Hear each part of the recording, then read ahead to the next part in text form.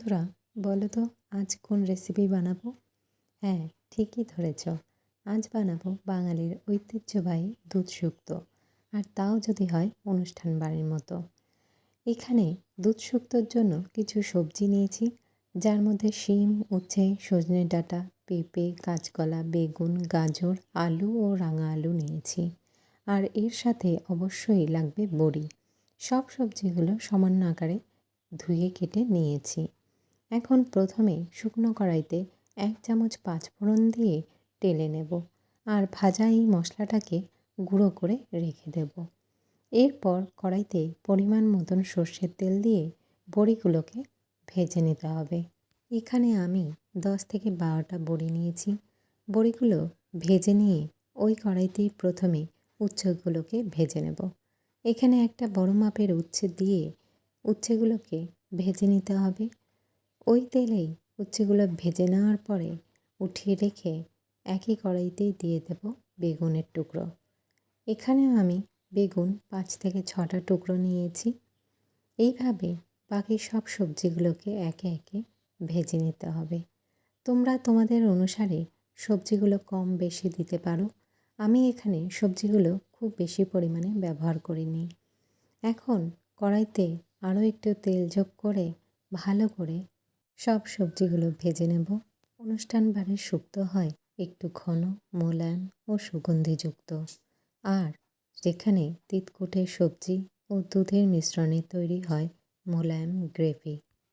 এখানে সবজিগুলো আলাদা করে এইভাবে হালকা ভেজে নিলে শুক্তোর স্বাদটা তো বেড়ে যাবেই, তার সাথে সবজিগুলো ভেজে নেওয়ার ফলে কিছুটা সেদ্ধও হয়ে যাবে।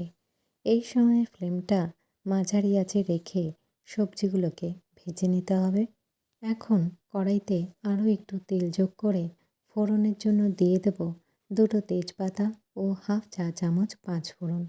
তোমরা এখানে শুকনো লঙ্কাও দিতে পারো। আমার কাছে শুকনো লঙ্কা ছিল না, তাই দিতে পারিনি। এখন ফোড়নটা একটু ভাজা হলে এর মধ্যে দিয়ে দেব 1 চা চামচ আদা বাটা আর 2টো কাঁচা লঙ্কা বেটে নিয়েছিলাম সেটা। শুক্তো কিন্তু খুব বেশি ঝাল হয় না, সেই বুঝেই লঙ্কার পরিমাণটা দেবে। আদা আর কাঁচা লঙ্কা বাটা কষিয়ে নিয়ে এর মধ্যে দিয়ে দিলাম 1 চা চামচ সর্ষে ও 2 চা চামচ পোস্ত একসঙ্গে বেটে নিয়েছিলাম সেটা। সর্ষে পোস্তটা সামান্য কষিয়ে নিয়েই এর মধ্যে ভেজে রাখা সব সবজিগুলো একে একে দিয়ে দেব। খুন্তি দিয়ে সবজিগুলো একটু নেড়ে চেড়ে নিয়ে এর মধ্যে এখন দিয়ে দেব 1 চামচ রাঁধুনি বাটা।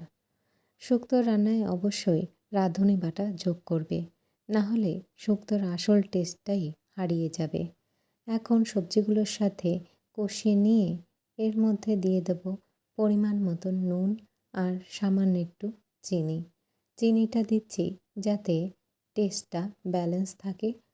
এরপর এর মধ্যে দিয়ে দেব 1 কাপ পরিমাণ মতন হালকা গরম জল। বন্ধুরা, এর মাঝে ছোট্ট একটা কথা বলে রাখি, শুক্তোর ঝোল যদি পাতলা হয় তাহলে 1 থেকে 2 চামচ ময়দা জলে গুলে ঝোল ফোটার পর দিলে কিন্তু ঝোলটা ঘন হয়ে যাবে। এখন ঢাকা দিয়ে 8 থেকে 10 মিনিট রান্নাটা হতে দেব। দেখো, ঝোলটা ফুটে উঠেছে। এখন এর মধ্যে দিয়ে দেব 1 কাপ পরিমাণ মতো দুধ। শুক্তো রান্নায় আমি দুধ ও জল সমপরিমাণেই ব্যবহার করেছি। তোমরা চাইলে শুধু দুধ দিয়েও রান্নাটা করতে পারো। ঝোলটা ফুটে উঠেছে আর সবজিগুলোও প্রায় সেদ্ধ হয়ে গেছে, তাই এই সময় ভেজে রাখা বড়িগুলো দিয়ে দিলাম আর এরই সাথে ভেজে রাখা বেগুন ও উচ্ছেগুলো দিয়ে দিচ্ছি। ঝোলের সাথে বড়ি ও সবজিগুলো মিশিয়ে নিয়ে এখন দিয়ে দেব 1 চা চামচ পাঁচফোড়ন গুঁড়ো, যেটাকে আমি প্রথমেই শুকনো কড়াইতে ভেজে গুঁড়ো করে রেখে দিয়েছিলাম। শুক্তোর রান্নাটা প্রায় হয়ে গেছে।